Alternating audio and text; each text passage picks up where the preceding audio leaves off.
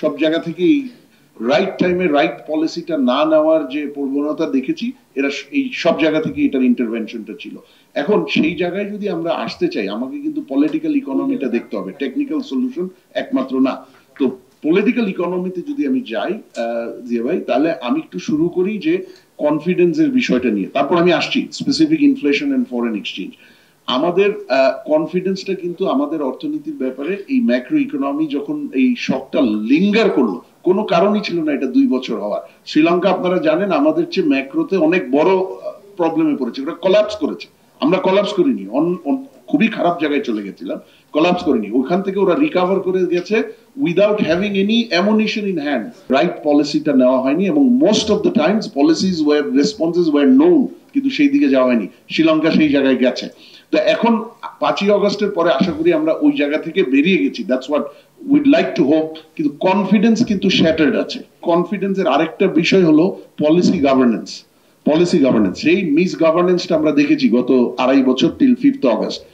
এখন 5th অগস্টের পরে ইন্টেনশনাল মিস গভর্নেন্স নেই, কিন্তু রেসপন্সও কিন্তু আসছে না। মেবি মানে যারা পলিসি মেকার তারা preoccupied with higher or more emergency or fire fighting issue নিয়ে। কিন্তু আপনি যদি দেখেন ব্যাংকিং অর্থনীতির ওভারঅল স্পেসটা যদি দেখেন, ব্যাংকিং সেক্টরে খুব কন্টিনিউড বেসিসে ভিজিবল অ্যাটেনশন আসছে, এনগেজমেন্ট আসছে।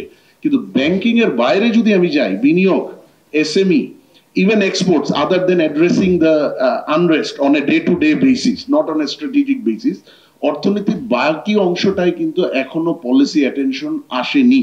পলিসি গভর্নেন্স যতক্ষণ ফেরত না নিয়ে আসতে পারবো ততক্ষণ কনফিডেন্স আসবে না এবং ম্যাক্রো রিকভারিও বাধাগ্রস্ত হবে। আর থার্ড কনফিডেন্সের বিষয়টা হলো আমাদের সাথে আমরা মানে whether we like it or not, global relations ওতপ্রোতভাবে জড়িত হয়ে গেছে এবং এগেইন ম্যাক্রো রিকভারির সাথে এটা জড়িত।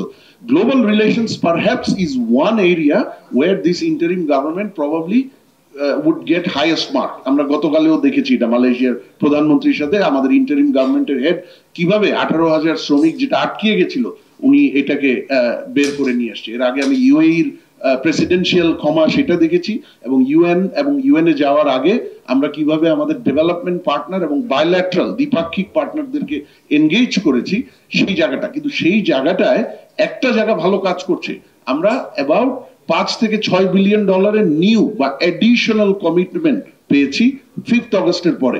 এখন ইনফ্লেশনের জন্য 3টা বিষয় দরকার ছিল, 2টা বিষয়ে কিন্তু ব্যবস্থা নেওয়া হয়েছে। থার্ডটা যদি আমরা অ্যাড্রেস করতে পারি, ইনফ্লেশনটা কমবে, ইন্টারেস্ট রেটও তখন কমে আসবে আপনাদের সুবিধার জন্য। সেই 2টা কি অ্যাড্রেস হয়েছে? দেরিতে হলেও গত বছরের শেষে গিয়ে ইন্টারেস্ট রেটটা বাড়ানো শুরু করেছে। এটা বিজনেসকে হার্ট করছে, কোনো সন্দেহ নাই, কিন্তু এমন একটা জায়গায় চলে গেছিল না করে, দেয়ার ওয়াজ নো গুড অপশন। এবং সেই সময় ইন্টারেস্ট রেটটা না বাড়ালে আসলে ইনফ্লেশনটা আরো আউট অফ কন্ট্রোল চলে যেত। বাট দ্য হোপ ইজ ইনফ্লেশনটা কন্ট্রোলে এসে ইন্টারেস্ট রেটটা দ্রুত কমিয়ে নিয়ে আসা হবে। সেটার জায়গায় বাধা হয়ে গেছিল মানি প্রিন্টিং। 60,000 কোটি টাকা প্রিন্ট করা হয়েছে আপনারা জানেন লাস্ট ফিসক্যাল ইয়ারে, উইচ ওয়াজ সুইসাইডাল, আত্মঘাতী ছিল, এটা করা উচিত ছিল না। এবং এটা নিয়ে খুব লুকোচুরি ছিল। এটা অনলি আমরা জানতাম হচ্ছে, কিন্তু এটার ফুল পিকচারটা আমরা পেয়েছি গত 2 মাসে। আত্মঘাতী সিদ্ধান্ত ছিল, এটা বন্ধ করা হয়েছে। থার্ড যে জিনিসটা এখনো অ্যাড্রেস করা যায়নি সেটা হলো সাপ্লাই চেইনকে আগের জায়গায় ফিরত নিয়ে আসা। সাপ্লাই কনস্ট্রেইন রয়ে গেছে। সাপ্লাই কনস্ট্রেইন যতদিন থাকবে, বেসিক অর্থনীতির সূত্র আপনার ডিমান্ডের তুলনায় সাপ্লাই আমার কম, দাম বাড়তে থাকবে। সুতরাং এই থার্ড জায়গাটায় নজর দিতে হবে। সাপ্লাই নরমালাইজ করতে গেলে কি করতে হবে, সেটা হলো the second issue of the macro foreign exchange and balance of পেমেন্টের সেই জায়গাটা সুসংহত করা। সেই জায়গায় আমি মনে করি একটা ভালো উদ্যোগ এগেইন গত 1-1.5 মাসে অগস্টের শেষে এসে বাংলাদেশ ব্যাংক নিয়েছে, যেটা এগেইন খুব নতুন একটা ইনস্ট্রুমেন্ট। কেন 2022 সালের শেষে এটা নেয়নি, 23-এর শুরুতে নেয়নি, মিডলে নেয়নি, খুবই রহস্যজনক। মানে ইউ ক্যান অনলি সে যে এটা কাউকে না কাউকে মানে ইমপ্রপার সুবিধা দেওয়ার জন্য, আনফেয়ার সুবিধা দেওয়ার জন্য এটা করেছে। আদারওয়াইজ এই রেসপন্সটা তখন না হওয়ার কোনো কারণই ছিল না। সেটা হলো সেন্ট্রাল ব্যাংকের রিজার্ভ থেকে ডলার বিক্রি না করে indiscriminately inter bank dollar exchange সেটাকে এনকারেজ করা। এই জিনিসটা অগস্টের লাস্ট উইক থেকে শুরু হয়েছে।